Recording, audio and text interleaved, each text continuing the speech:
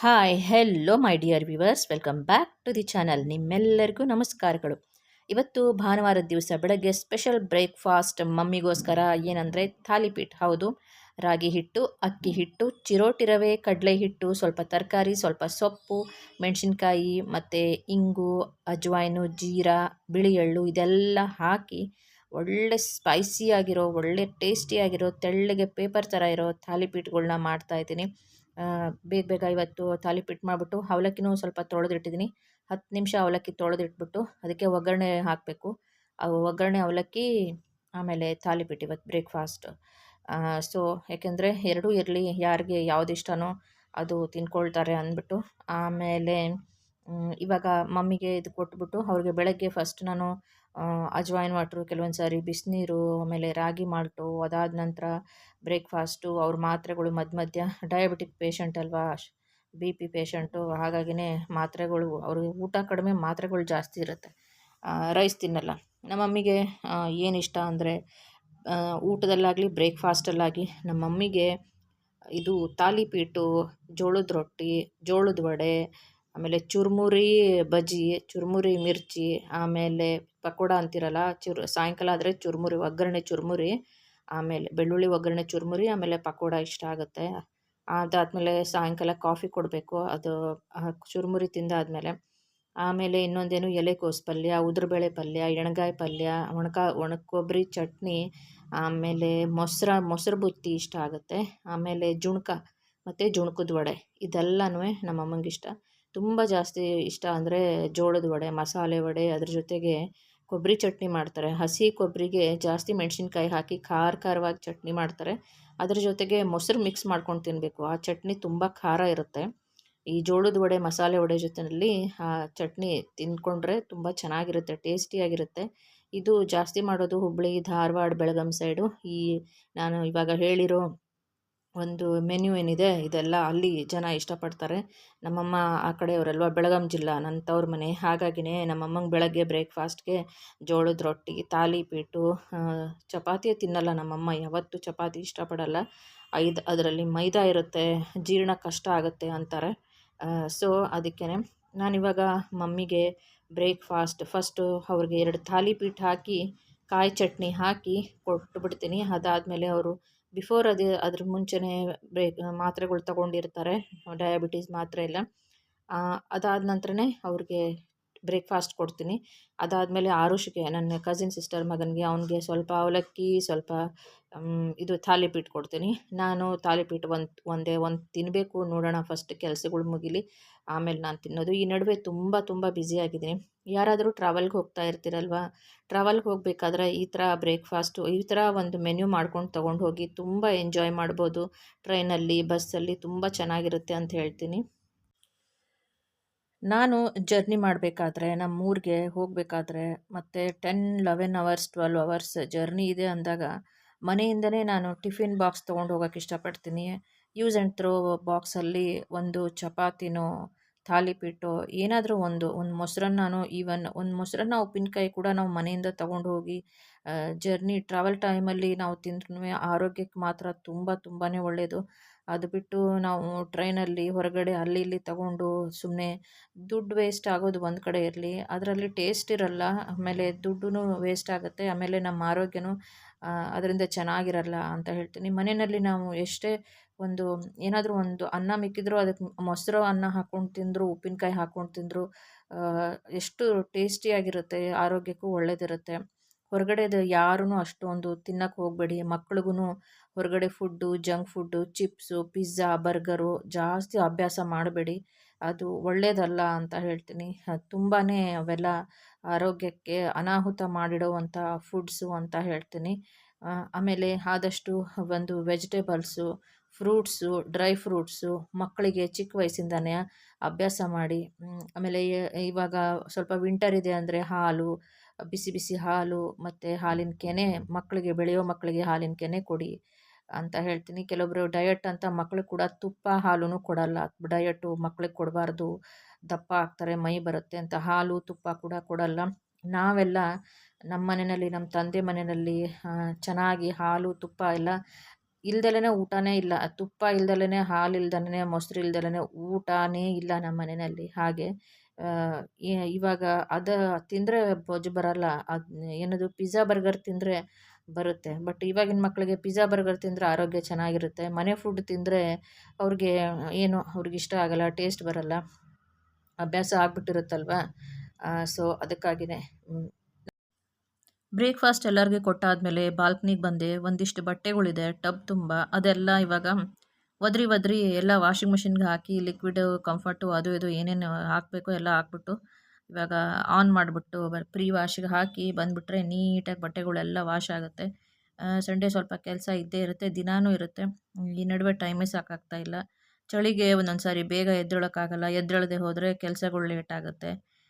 ಹಾಗಾಗಿನೇ ಬೇಗ ವಾಷಿಂಗ್ ಮಿಷಿನ್‌ಗೆ ಹಾಕ್ಬಿಟ್ಟು, ಇನ್ನು ಕಿಚನಲ್ಲಿ ಪಾತ್ರೆ ತೊಳಿಬೇಕು, ಕೌಂಟರ್ ಟಾಪು ಮತ್ತು ಸ್ಟವ್ವು ಕ್ಲೀನ್ ಮಾಡಬೇಕು. ನಮ್ಮ ಇಶಾನಿ ನೋಡಿ ಬಾಗಿಲು ತಳ್ತಾಳೆ. ಯಾರಿಲ್ಲಿ ಇಷ್ಟೊಂದು ಶಬ್ದ ಮಾಡ್ತಾರೆ ಅಂದ್ಬಿಟ್ಟು ಬಾಗಿಲು ತಳ್ಳಿಬಿಟ್ಟು ನೋಡ್ತಾ ಇದ್ದಾಳೆ. ಅವಳಿಗೆ ಗದರ್ತಾ ಇದ್ದೀನಿ, ಯಾಕೆ ಬಾಗಿಲು ತೆಗಿತಾ ಇದೆಯಾ, ಹೋಗು ಅಂತ ನಾನೇ ಇದ್ದೀನಿ, ಹೋಗಿ ಯಾರೂ ಇಲ್ಲ ಅಂತ. ಪೆಟ್ಸು ಹಾಗೇನೆ, ಮನೆ ಅಕ್ಕಪಕ್ಕ ಸುತ್ತಮುತ್ತ ಏನಾದರೂ ಶಬ್ದ ಆದ್ರೂ ಜಾಸ್ತಿ ಅಂದರೆ ಚೆಕ್ ಮಾಡೋದು, ಬೊಗಳೋದು ಇದೆಲ್ಲ ಮಾಡುತ್ತೆ. ಇವಾಗ ಲಿಕ್ವಿಡ್ ಹಾಕಿ ಪ್ರೀ ವಾಶ್ ಹಾಕ್ಬಿಟ್ಟು ಆನ್ ಮಾಡಿಬಿಟ್ರೆ ಮುಗೀತು. ಸೊ ನೋಡಿ, ಮನೆಯಲ್ಲಿ ಈ ಕೆಲಸಗಳ್ನ ನಾವೇ ಮಾಡಬೇಕು. ಯಾರಿಗಾದ್ರೂ ಹೆಲ್ಪರ್ ಮೇಲೆ ಡಿಪೆಂಡ್ ಆಗೋಕ್ಕಾಗಲ್ಲ. ಅದೂ ನಾನಂತೂ ಡಿಪೆಂಡ್ ಆಗೋಕ್ಕಾಗಲ್ಲ. ಯಾಕೆಂದರೆ ಅವ್ರು ಸಡನ್ನಾಗಿ ಒಂದು 5-6 ದಿವಸ ರಜೆ ಹಾಕ್ಬಿಟ್ರು ಅಂದರೆ ಎಲ್ಲ ಟೈಮ್ ಟೇಬಲ್ ಎಲ್ಲ ಹೆಂಗೆಂಗೋ ಅಧ್ವಾನ ಆಗೋಗ್ಬಿಡುತ್ತೆ, ಪ್ರಳಯ ಆಗೋಗ್ಬಿಡುತ್ತೆ. ಅದಕ್ಕೇ ಇವಾಗ ಈ ಕೆಲಸಗಳ್ನ ನಾವು ಸಿಸ್ಟಮೆಟಿಕ್ಕಾಗಿ ಒಂದು ಟೈಮ್ ಟೇಬಲ್ ಪ್ರಕಾರ ಮಾಡಿಕೊಂಡು ನಾವು ಕೆಲಸ ಮಾಡ್ತಾಯಿದ್ರೆ ಮನೆಯಲ್ಲಿ ಆ್ಯಕ್ಟಿವ್ ಆಗಿದ್ದರೆ ನಮಗೂ ಒಂದು ಎಕ್ಸಸೈಸ್ ಇರುತ್ತೆ. ಆರೋಗ್ಯ ಕೂಡ ಅದರಿಂದ ತುಂಬ ಚೆನ್ನಾಗಿರುತ್ತೆ. ನಾನು ಯಾವಾಗಲೂ ಬ್ಯುಸಿಯಾಗಿರೋಕ್ಕೆ ಮನೆ ಕೆಲಸಗಳ್ನ ನಾನೇ ಮಾಡಿಕೊಂಡ್ರೆ ನನಗೆ ತುಂಬ ಖುಷಿ ಆಗುತ್ತೆ. ಯಾಕೆಂದರೆ ನಮಗೆ ಟೆನ್ಷನ್ನು, ವರೀಸು, ಆ ಚಿಂತೆ ಈ ಚಿಂತೆ ನಮ್ಮ ಹತ್ತಿರ ಸುಳಿಯಲ್ಲ. ನಾವು ಎಷ್ಟು ಆ್ಯಕ್ಟಿವ್ ಆಗಿ ಎಷ್ಟು ಕೆಲಸ ಮಾಡಿಕೊಂಡು ಮಾತು ಆದಷ್ಟು ನಾವು ಕಡಿಮೆ ಮಾಡಬೇಕು. ಸುಮ್ಮನೆ ಹಾಳು ಹರಟೆ, ಫ್ರೆಂಡ್ಸ್ ಹತ್ರ ಹೊಡೆದೆ, ಫೋನಲ್ಲಿ ಜಾಸ್ತಿ ಮಾತಾಡ್ಕೊಂಡಿದ್ದೆ, ಅಕ್ಕಪಕ್ಕದವ್ರ ಹತ್ರ ಜಾಸ್ತಿ ಅಕ್ಕಪಕ್ಕದವ್ರ ಹತ್ರ ಮಾತಾಡಿದ್ರೆ ಒಂದು 10 ನಿಮಿಷ ಇಲ್ಲ 5 ನಿಮಿಷ ಅಷ್ಟೇ ಮಾತಾಡ್ಬೋದು. ದಿನ ಅಂತೂ ನಾವಂತೂ ನಮ್ಮ ಮನೆಯಲ್ಲಂತೂ ಮೇನ್ ಡೋರ್ ಕ್ಲೋಸ್ ಮಾಡಿಬಿಟ್ರೆ ನಾನು ಜಾಸ್ತಿ ಮನೆಯಲ್ಲಿ ಕಿಚನ್ನಲ್ಲಿ, ಹಾಲಲ್ಲಿ, ನಮ್ಮ ಪೆಟ್ಸ್ಗಳ ಜೊತೆ ಇಲ್ಲ ಬಾಲ್ಕನಿ ಬಂದರೆ ಈ ಕೆಲಸ, ಬಟ್ಟೆ ತೆಗೆಯೋದು, ಒಣಗಿ ಹಾಕೋದು, ಈರುಳ್ಳಿ ಒಣಗಕ್ಕಿಡೋದು, ಈ ಥರದ್ದು ಕೆಲಸ ಇರುತ್ತೆ. ಮೇನ್ ಡೋರ್ ಅಂತೂ ನಾನು ಜಾಸ್ತಿ ಹೊರಗಡೆ ತೆಗಿಯೋಕ್ಕೆ ಹೋಗಲ್ಲ. ಬೆಳಗ್ಗೆ ಸ್ವಲ್ಪ ಹೊತ್ತು ಬಿಸಿಲು ಬರಲಿ ಅಂತ ತೆಗಿತೀನಿ. ನಮ್ಮ ಪೆಟ್ಸು ಬಿಸಿಲು ಕಾಯಿಸ್ಕೊಳ್ತವೆ. ಆವಾಗ ಮೇನ್ ಡೋರ್ ಓಪನ್ ಮಾಡಿ ಅಲ್ಲಿ ಕೂರಿಸ್ತೀನಿ. ನಮ್ಮ ಇಶಾನಿ ಮತ್ತು ಶ್ರೀಗೌರಿ ಇಬ್ಬರು ಬಿಸಿಲು ಕಾಯಿಸ್ಕೊಳ್ತಾರೆ. ಅದ ನಂತರ ಒಳಗಡೆ ಬಂದುಬಿಡ್ತೀನಿ. ಇಲ್ಲಿ ತುಂಬ ಡಸ್ಟ್ ಕೂತಿದೆ ಗ್ರನೈಟ್ ಮೇಲೆ. ಗ್ರನೈಟ್ ವಾಲ್ ಇದು ನಮ್ಮ ಓನರ್ ಹಾಕಿಸಿರೋದು. ಸೊ ಅದಕ್ಕೇ ಅದನ್ನು ನೀಟಾಗಿ ಒರೆಸ್ತಾ ಇದ್ದೀನಿ ಗ್ರನೈಟ್ ವಾಲ್ನ. ನೋಡಿ ಆ ಕಡೆ ಎಲ್ಲ ಡಸ್ಟ್ ಹೇಗೆ ಕಾಣಿಸ್ತಾ ಇದೆ. ಚೇರ್ ಇಟ್ಕೊಂಡು, ಲ್ಯಾಡರ್ ಇಟ್ಕೊಂಡು ಹತ್ತಬೇಕು ನಾನು. ನೋಡೋಣ ಯಾವತ್ತಾದರೂ ಒಂದು ದಿವಸ. ಇವಾಗಂತೂ ಆಗೋದಿಲ್ಲ. ಬನ್ನಿ. ಅದಾದಮೇಲೆ ಇವಾಗ ಏನು ಆ ಕೆಲಸ ಮುಗೀತಾ, ಇವಾಗ ಚಪಾತಿ ಮಾಡ್ತಾಯಿದ್ದೀನಿ ಊಟಕ್ಕೆ. 12:30 1 ಗಂಟೆ ಆಗಿದೆ. ಸಾಕಾಯ್ತು, ನನಗೆ ಸುಸ್ತಾಗೋಯ್ತಪ್ಪ. ದೇವರೇ ಪರಮಾತ್ಮ ಶ್ರೀಕೃಷ್ಣ ಜಗನ್ನಾಥ. ಚಪಾತಿ ಮಾಡಬೇಕು. ಹಿಟ್ಟು ಕಲಸಿಟ್ಟಿದ್ದೀನಿ, ನೆಂದಿದೆ ಚೆನ್ನಾಗಿ. ಬಟ್ಟೆ ಎಲ್ಲ ಒಣಗಿ ಹಾಕ್ಬಿಟ್ಟು ಈಗ ಚಪಾತಿ ಮಾಡಿ, ಅದ್ರ ಜೊತೆಗೆ ಇವತ್ತು ಲಂಚ್ಗೆ ಅಂದರೆ ಭಾನುವಾರ ದಿವಸ ಮಧ್ಯಾಹ್ನ ಊಟಕ್ಕೆ ಬಿಸಿ ಬಿಸಿ ಚಪಾತಿ, ಬಿಸಿ ಬಿಸಿಯಾಗಿರೋ ಕಡಲೆ ಹಿಟ್ಟಿನ ಜುಣ್ಕ, ಜೊತೆಗೆ ಬಿಸಿಯಾಗಿರೋ ಅನ್ನ, ಅದ ನಂತರ ಬಿಸಿ ಬಿಸಿಯಾಗಿರೋ ದಾಲ್ ಫ್ರೈ ಅಂದರೆ ಹೆಸರುಬೇಳೆ ದಾಲ್ ಫ್ರೈ ಮಾಡಿದ್ದೀನಿ. ನಾರ್ತ್ ಇಂಡಿಯನ್ ಸ್ಟೈಲಲ್ಲಿ ಮಾಡಿದ್ದೀನಿ. ಅದು ಚೆನ್ನಾಗಿರುತ್ತೆ. ಬಿಸಿ ಅನ್ನಕ್ಕೆ ಸ್ವಲ್ಪ ತುಪ್ಪ ಹಾಕ್ಕೊಂಡು ತಿಂದರೆ ಮತ್ತು ಜುಣ್ಕ ಕಾಂಬಿನೇಷನ್ನು ಚಪಾತಿ ಮತ್ತು ಬಿಸಿ ಅನ್ನಕ್ಕೆ ಚೆನ್ನಾಗಿರುತ್ತೆ. ಮಮ್ಮಿಗೆ ಮತ್ತು ಆರುಷ್ಗೆ ಅವರಿಬ್ರಿಗೂ ಫಸ್ಟು ಮಾಡಿಕೊಡ್ತೀನಿ. ಫಸ್ಟ್ ಆರುಷ್ ತಿಂತಾನೆ. ಮಮ್ಮಿ ಹೇಳಿದ್ರು, ನಾನು ಮಾತ್ರೆ ತೊಗೊಳ್ಬೇಕು, 10 ನಿಮಿಷ ಆಗಲಿ, ಅವನಿಗೆ ಕೊಟ್ಬಿಡು ಫಸ್ಟು, ಆಮೇಲೆ ನನಗೆ ಮಾಡಿಕೊಡು ಅಂತಂದರು. ಅದಕ್ಕೆ ಆರುಷ್ಗೆ ಒಂದು 3 ಚಪಾತಿ, ಆಮೇಲೆ ಮಮ್ಮಿ ಎಷ್ಟು ಅವ್ರಿಗೆ ಊಟಕ್ಕೆ. ಸೊ ಬನ್ನಿ ಬೇಗ ಬೇಗ ಚಪಾತಿ ಮಾಡೋಣ. ಯಾರ್ಯಾರೆಲ್ಲ ಇನ್ನೂವರೆಗೂ ನನ್ನ ಚಾನಲ್ನ ಸಬ್ಸ್ಕ್ರೈಬ್ ಮಾಡಿಲ್ಲ, ದಯವಿಟ್ಟು ಪ್ಲೀಸ್ ಚಾನಲ್ನ ಸಬ್ಸ್ಕ್ರೈಬ್ ಮಾಡಿಕೊಂಡು ನನ್ನ ಚಾನಲ್ಗೆ ಸಪೋರ್ಟ್ ಮಾಡಿ. ನಿಮ್ಮ ಪ್ರೀತಿಯ ಆಶೀರ್ವಾದ ನನ್ನ ಚಾನಲ್ ಮೇಲೂ ಇರಲಿ. ಲೈಕ್ ಕೊಡಿ. ಅಷ್ಟೊಂದು ಕಂಜೂಸ್ ಆಗಬೇಡ್ರಿ. ನಾನು ನಿಮ್ಮ ಸ್ನೇಹಿತೆ ಅಂತಲೇ ಅಂದ್ಕೊಳ್ಳಿ. ನಿಮ್ಮ ಥರನೇ ನಾನು ಮನುಷ್ಯಳು, ನಿಮ್ಮ ಥರನೇ ನಾನು ಅಡುಗೆ ಮಾಡೋದು, ನಿಮ್ಮ ಥರನೇ ಕೆಲಸ ಮಾಡೋದು. ಎಲ್ಲ ಲೇಡೀಸ್ದು ಡೈಲಿ ರುಟೀನ್. ಮಾರ್ನಿಂಗು ಮನೆಯಲ್ಲಿರೋರಿಗೆ, ವಯಸ್ಸಾದವ್ರಿಗೆ ನೋಡ್ಕೊಳ್ಳೋದು, ಮಕ್ಳಿಗೆ ನೋಡ್ಕೊಳ್ಳೋದು, ಅದೇ ಕೆಲಸಗಳಲ್ಲೇ ಹೇಗಿರ್ತಾರೋ ನಾನು ಅದೇ ಥರ ಇದ್ದೀನಿ. ಏನು ಬೇರೆ ಏನಿಲ್ಲ ಅಂತ ಹೇಳ್ತೀನಿ. ಸ್ವಲ್ಪ ಅದು ಇದು ಪೆಟ್ಸ್ ಕೆಲಸ, ಇಲ್ಲ ಟೈಲರಿಂಗ್ ಕೆಲಸಗಳು, ಕೆಲವೊಂದು ಸಾರಿ ಜಾಬ್‌ದಂತೆ, ಅದಂತೆ, ಇದಂತೆ ಏನೋ ಇರುತ್ತೆ. ಮಾಡ್ಕೊಂಡು ಹೋಗೋದು ಜೀವನ. ಹೋಗ್ತಾ ಇರ್ಬೇಕು. ಚಲ್ತಿ ಕಾ ನಾಮ್ ಗಾಡಿ ಅಂತ ಇದೊಂದು ವಂದೇ ಭಾರತ್ ಟ್ರೈನ್ ಥರ ಜೀವನ ಹೋಗ್ತಾ ಇರಬೇಕು ಅಲ್ವಾ? ಚಪಾತಿ ನೋಡಿ, ಫಸ್ಟ್ ಚಪಾತಿ ಆಯಿತು. ನೆನೆಸಿಬಿಟ್ರೆ ಚೆನ್ನಾಗಿ ನೆನೆಸಿ ನಾನು ಗ್ರನೇಟ್‌ಗೆ ಪಟ ಪಟ ಪಟ ಹೊಡಿತೀನಿ ಚಪಾತಿ ಹಿಟ್ಟನ್ನ. ಅದು ಸಾಫ್ಟಾಗಿ ಬರಬೇಕು, ಮೃದುವಾಗಿರಬೇಕು. ನಾನು ಪದರ ಚಪಾತಿ ಈ ಥರ 3 ಸಾರಿ 2 ಸಾರಿ ಮಡಿಸ್ತೀನಿ. ಫಸ್ಟ್ ಒಂದು ಸಾರಿ, ಸೆಕೆಂಡ್ ಒಂದು ಸಾರಿ ಟ್ರಯಾಂಗಲ್ ಥರ ಮಾಡೋದು. ಕೆಲವೊಂದು ಸಾರಿ ಟೂರ್‌ಗೆ ಹೋಗ್ತಾ ಇದ್ದೀನಿ ಅಂದರೆ ಪದರ ಚಪಾತಿ ಮಾಡ್ತೀನಿ. ಒಂದ್ರ ಮೇಲೆ ಒಂದು ಅಮ್, ಅವು ಗೋಲಿ ಗೋಲಿ ಉಂಡೆನ ಇಟ್ಬಿಟ್ಟು ಪದರ ಪದರ ಚಪಾತಿ ಮಾಡಿದ್ರೆ ಅದನ್ನು ಬಿಡಿಸಿದಾಗ ತೆಳ್ಳಗೆ ಒಳ್ಳೆ ಪೇಪರ್ ಥರ ಬರುತ್ತೆ. ಅದ್ರ ಜೊತೆಗೆ ಉಪ್ಪಿನಕಾಯಿ, ಶೇಂಗಾ ಚಟ್ನಿ ಪುಡಿ, ಅದಾದಮೇಲೆ ಉದ್ರಬೇಳೆ ಪಲ್ಯ, ಆಮೇಲೆ ಇನ್ನೊಂದು ಜುಣ್ಕದ ವಡೆ, ಟ್ರಾವೆಲ್‌ಗೆ ಬಾಕ್ಸಲ್ಲಿ ಹಾಕೊಂಡು ಹೋಗೋಕ್ಕೆ ತುಂಬ ಚೆನ್ನಾಗಿರುತ್ತೆ. ಅದ್ರ ಜೊತೆಗೆ ಶ್ರೀಖಂಡ್ ಅಂತೂ ಶ್ರೀಖಂಡ್ ಮತ್ತು ಚಪಾತಿ ತಿಂದರೆ ತುಂಬ ಚೆನ್ನಾಗಿರುತ್ತೆ. ನಾನು ಯಾವಾಗಲೂ ತಿನ್ನಲ್ಲ. ಕೆಲವೊಂದು ಸಾರಿ ನನಗೆ ಏನಾದರೂ ಸ್ವೀಟ್ ತಿನ್ನಬೇಕು ಅನಿಸಿದ್ರೆ ಐಸ್ ಕ್ರೀಮ್ ನನಗೆ ಇಷ್ಟ ಆಗಲ್ಲ ರೀ. ಐಸ್ ಕ್ರೀಮ್ ನನಗೆ ಎಂಥ ಒಳ್ಳೆ ಐಸ್ ಕ್ರೀಮ್ ತೊಗೊಂಬಂದರೂ ನನಗೆ ಇಷ್ಟ ಆಗಲ್ಲ. ಕೆಲವೊಂದು ಸಾರಿ ಹೊರಗಡೆ ಫಲೂದಾ ಮಾತ್ರ ಇಷ್ಟಪಡ್ತೀನಿ. ಫಲೂದಾ ನನಗೆ ತುಂಬ ಇಷ್ಟ ಆಗುತ್ತೆ. ಮ್ಯಾಂಗೋ ಫಲೂದಾ, ಫ್ರೂಟ್ ಫಲೂದಾ ಅದೆಲ್ಲನೂ. ಈ ಐಸ್ ಕ್ರೀಮ್ದು ಯಾವುದ್ಯಾವುದೋ ಬಾಕ್ಸ್ ಎಲ್ಲ ಬರುತ್ತಲ್ಲ, ನಮ್ಮನೇಲಿ ಫ್ರಿಜ್ಜಲ್ಲಿ ಯಾವಾಗಲೂ ಇಟ್ಟಿರ್ತೀನಿ ಐಸ್ ಕ್ರೀಮು ಮತ್ತು ಕೂಲ್ ಡ್ರಿಂಕ್ಸು. ಆದರೆ ಒಂದು ದಿನಾನೂ ನಾನು ತಿನ್ನಲ್ಲ, ಮುಟ್ಟಲ್ಲ. ಯಾರಾದರೂ ಬಂದರೆ, ಮಕ್ಕಳು ಬಂದರೆ ಅವ್ರಿಗೆ ಹಾಕ್ಕೊಡ್ತೀನಿ. ನಮ್ಮ ಇಶಾನಿಗೆ ಯಾವಾಗಲಾದರೂ ಅವಳಿಗೆ ಸ್ವಲ್ಪ ಯಾವಾಗ ಒಂದು 15 ಡೇಸ್‌ಗೆ ಒಂದು ಸಾರಿ ಅವಳಿಗೆ 2 ಸ್ಪೂನು ಬೌಲಲ್ಲಿ ಹಾಕ್ಕೊಡ್ತೀನಿ. ಅರುಣ್ ಐಸ್ ಕ್ರೀಮ್ ಇರುತ್ತೆ, ಇನ್ನೂ ಯಾವುದೋ ಕ್ವಾಲಿಟಿ ಅಂತ ಇರುತ್ತೆ, ಯಾವುದ್ಯಾವುದೋ ಬಾಕ್ಸಲ್ಲೇ ತರಿಸ್ಬಿಟ್ಟಿರ್ತೀನಿ. ಬಟರ್ ಸ್ಕಾಚು, ಡ್ರೈ ಫ್ರೂಟ್ಸ್ದು ಎಲ್ಲನೂ. ನನಗೆ ಜಾಸ್ತಿ ಇಷ್ಟ ಆಗೋದು ಶ್ರೀಖಂಡು, ಮೊಸರು, ಸಕ್ಕರೆ ಈ ಥರದ್ದೇ. ಆಮೇಲೆ ಬಾಸುಂದಿ ಇಷ್ಟ ಆಗುತ್ತೆ. ಬಾಸುಂದಿ ಕೂಡ ನಾನು ಮಾಡ್ತೀನಿ. ನಮ್ಮ ತಂದೆಗೆ ಬಾಸುಂದಿ ತುಂಬ ಇಷ್ಟ ಇರ್ತಾಯಿತ್ತು. ಸೊ ಅವ್ರಿಗೆ ಇಷ್ಟ ಅಂದ್ಬಿಟ್ಟು ನಾನು ಹೇಗೋ ತುಂಬ ವರ್ಷದಿಂದನೇ ಕಲ್ತ್ಕೊಂಡ್ಬಿಟ್ಟೆ ಬಾಸುಂದಿ ಹೇಗೆ ಮಾಡ್ತಾರೆ ಅಂತ. ಅದು ಮಾಡ್ತೀನಿ. ರಸಗುಲ್ಲ, ರಸಮಲಾಯಿ ಮಾಡ್ತೀನಿ. ಅದು ಇಷ್ಟ ಆಗುತ್ತೆ. ಹೋಮ್ ಮೇಡ್ ರಸಗುಲ್ಲ, ರಸಮಲಾಯಿ ಕೂಡ ನನಗೆ ತುಂಬ ತುಂಬ ಇಷ್ಟ ಅಂತ ಹೇಳ್ತೀನಿ. ನೋಡಿ ಇದೇನೆ.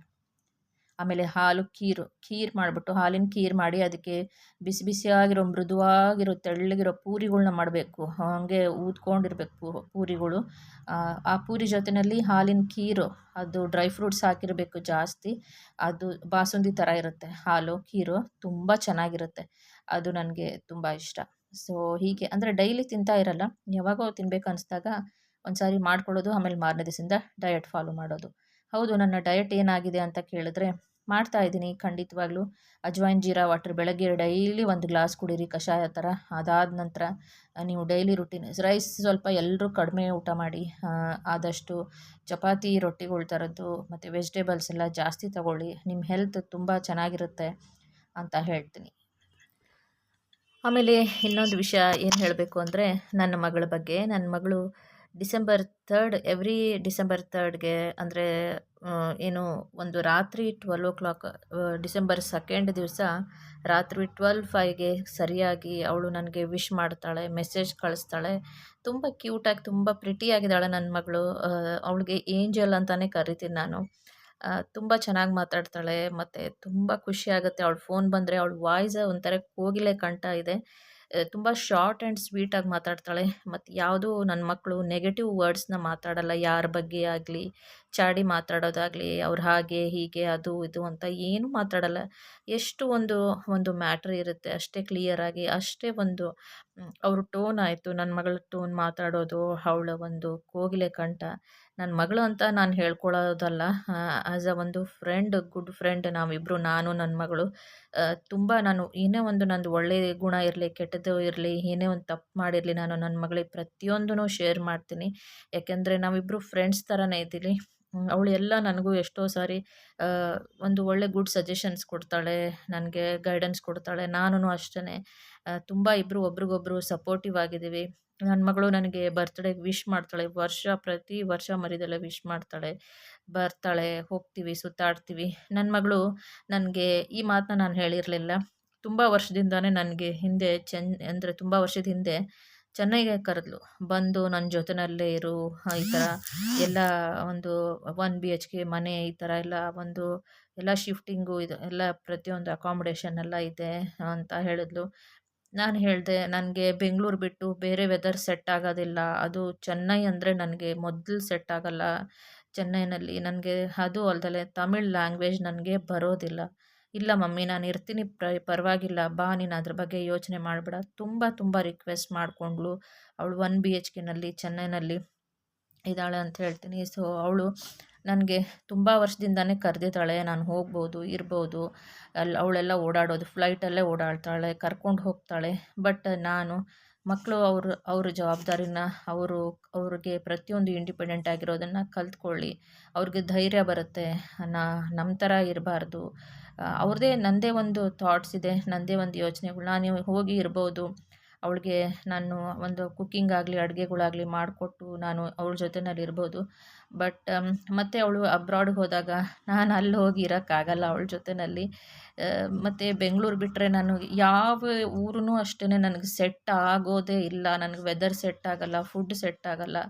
ಬೆಂಗಳೂರು ವೆದರ್ ಬಿಟ್ಟರೆ ನನಗೆ ಯಾವ ಊರು ವೆದರೂ ನನಗೆ ಸೆಟ್ ಆಗಲ್ಲ. ಅದು ಮಾತ್ರ ತುಂಬ ಖಂಡಿತ ಅಂತ ಹೇಳ್ತೀನಿ. ನನ್ನ ಮಗಳು ಫ್ಲೈಟ್ ಟಿಕೆಟ್ ಎಲ್ಲ ಬುಕ್ ಮಾಡ್ಸೋಕ್ಕೆ ಯಾವುದಕ್ಕೂ ನನಗೆ ಅವಳು ಯಾವುದಕ್ಕೂ ಲೆಕ್ಕಾಚಾರ ಹಾಕಲ್ಲ. ನನಗೆ ಮಹಾರಾಣಿ ಥರ ನೋಡ್ಕೊಳ್ತಾಳೆ.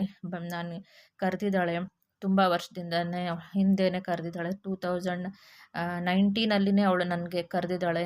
ಆದರೆ ನಾನು ಹೋಗಲಿಲ್ಲ ಅಂತ ಹೇಳ್ತೀನಿ. ವೆಸ್ಟ್ ಬೆಂಗಾಲ್ಗೆ ಹೋಗಿದ್ಲು. ಸೊ ಅಲ್ಲಿನೂ ಫ್ಯಾಷನ್ ಡಿಸೈನಿಂಗು ಅದೆಲ್ಲ ಮಾಡಿದ್ಲು.